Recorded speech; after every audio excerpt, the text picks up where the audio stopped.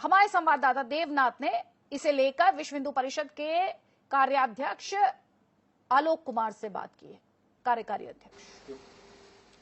Bharat express के sting operation में साफ साफ दिखाई देता है कि कुछ लोग दिल्ली पुलिस में ऐसे हैं जो हैं तो मुसलमान मगर हिंदू बनकर के जॉब कर रहे हैं, और ये बड़ी खबर है और सुरक्षा के लिहाज से कितनी महत्वपूर्ण बात है, कितना खतरनाक है, इसी बारे में हम बात करने के लिए आए हैं आलोक कुमार जी से। विश्व हिंदू परिषद के कार्याध्यक्ष हैं।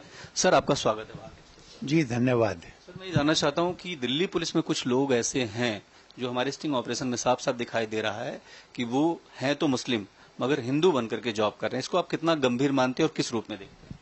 ये बहुत चिंता की बात है।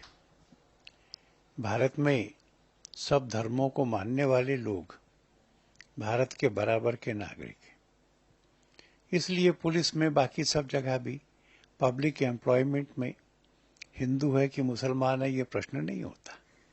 उसकी योग्यता है तो वो पुलिस में है, कुछ आपत्ति नहीं उसके धर्म के आधार पर जब यह मालूम पड़ता है कि यह मुसलमान है, प्रैक्टिसिंग मुसलमान है, इसके घर में मुसलमानों के सब त्योहार मनाए जाते हैं, निकाह कराया जाता है, मुर्दे को दफनाया जाता है, तो मुसलमान है, प्रैक्टिसिंग मुसलमान है, पर नौकरी हिंदू के नाम से लेता है, रिकॉर्ड में अपने आप को हिंदू कहता है, ऑफिस में और जगत के व्यापार में हिंदू के नाते दिखता है, तो इससे बड़ा संदेह होता है।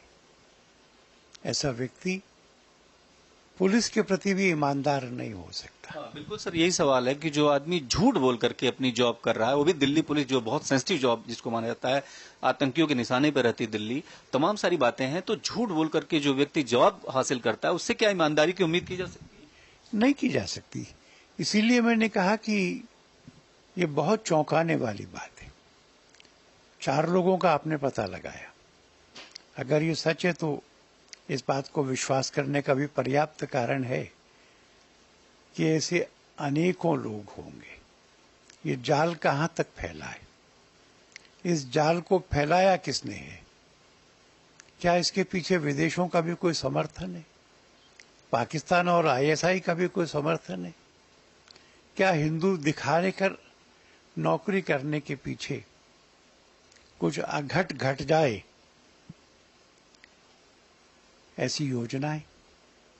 मैं समझता हूं कि आपने यह जो खोज की है, स्टिंग ऑपरेशन किया है, इसमें आपने भी पर्याप्त खतरा लिया है और अपने कर्तव्य को पूर्ण करना, उसके लिए खतरा लेना, इसी को सच्ची पत्रकारिता कहते हैं। जैसे हमें बहुत धमकियां आई, हमारे पास बहुत धमकियां आई, लेकिन हम डरे नहीं, हम कहे हम करेंगे। हमने एफआईआर भी दर्ज कराई कुछ लोगों के खिलाफ, लेकिन हमने कहा इस ऑपरेशन को हम पूरा करेंगे और दर्शकों को दिखाएंगे कि ये भी एक सच।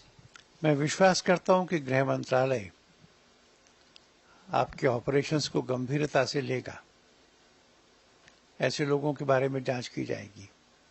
इसके पीछे का षड्यंत्र जितना भी बड़ा हो उसको एक्सपोज किया जाएगा और कानून सम्मत सब कार्रवाई करके यह सुनिश्चित किया जाएगा कि जो ऐसा कर रहे हैं उनको उसका दंड मिले और किसी और को ऐसा करने का साहस ना हो। क्या ये किसी बड़े खतरे की तरफ इशारा करता है, आप ऐसा मानते हैं? कुछ भी हो सकता है, क्योंकि ये व्यवहार ईमानदारी का नहीं है, यह छद्म है, ये छल है, और छद्म और छल ये दुष्ट प्रवृत्ति से किए जाते हैं। इसलिए इसके पीछे बड़ा खतरा हो सकता है, बड़ी योजना हो सकती है, इस पर तुरंत कार्रवाई होनी चाहिए। दिल्ली पुलिस से आप कोई डिमांड करेंगे कि क्या इन पर कार्रवाई, अगर ये स्टिंग ऑपरेशन देखने के बाद क्या उनको कार्रवाई करनी चाहिए? आप क्या कहते हैं? मैं भारत के गृह मंत्रालय से ये मांग करूंगा कि एक उच्च स्तरीय जांच, चाहे एनआईए के द्वारा, चाहे सीबीआई के द्वारा, और फिर नॉर्मल गति से नहीं, त्वरित गति है, जल्दी होनी चाहिए। इसमें किसी तरह की ढिलाई करना देश के हित में नहीं होगा।